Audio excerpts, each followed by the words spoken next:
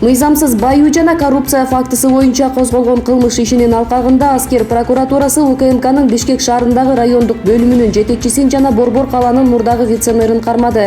Алар Бишкек шаарындагы кымбат баалуу жер тилкелерин мыйзамсыз пайдаланууга берүү фактысы боюнча айыпталууда.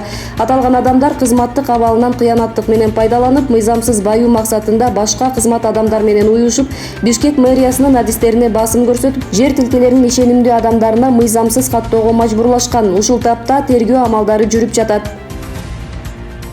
Кыргыз темир жолу улуттук компаниясынын башкы директору Василий Дашков премьер-министр Улукбек Мариповдун 25-марттагы буйругуна ылайык элеген кызматынан алынды. Бул тууралуу транспорт жана жол министрлиги билдирди. Ал Кыргыз темир жолу ишканасын 2020-жылдын 10-апрелинен тартып жетектеп келген.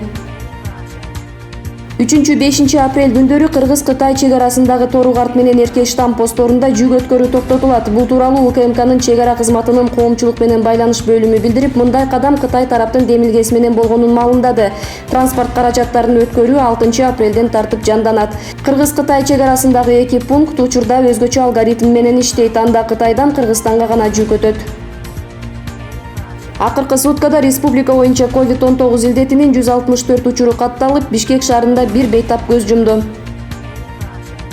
Бишкектеги Адинай паркында 3 апрель күнү дүйнөлүк ден соолук күнүнө карата ири акция уюштурулат. Бул тууралуу Саламаттык сактоо жана социалдык өнүктүрүү министрлиги билдирет.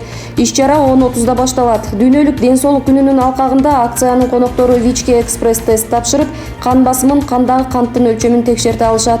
Ошондой эле чылым чегүүнү таштоо, туура тамактануу, менталдык ден соолук, биринчи жардам көрсөтүү жаатында да кеңештер берилет. Эпидемиологиялык кырдаалга байланыштуу катышуучулардан бет кап кийип, 1 метр аралыкты сактап, антисептик колдонуу талап кылынат.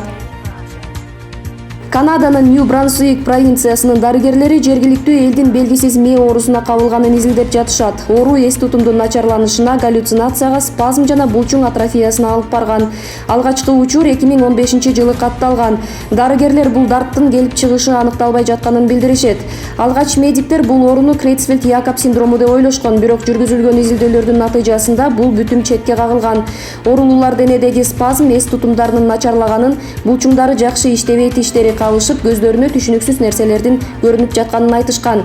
Бийлик дарыгерлерге бул түшүнүксүз дарттын келип чыгышын тез арада изилдөөнү буйруп, элди алдын ала паникага алдырбоону өтүндү.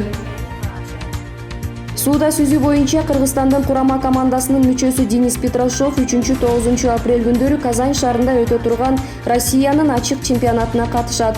Денис Петрашов 2019-жылдын июль айында Түштүк Кореяда өткөн дүйнө чемпионатында брас түрүнөн сүзүүдө 100 метр аралыкты 1 мүнөттө багындырып, Токио Олимпиадасына жолдомо алган.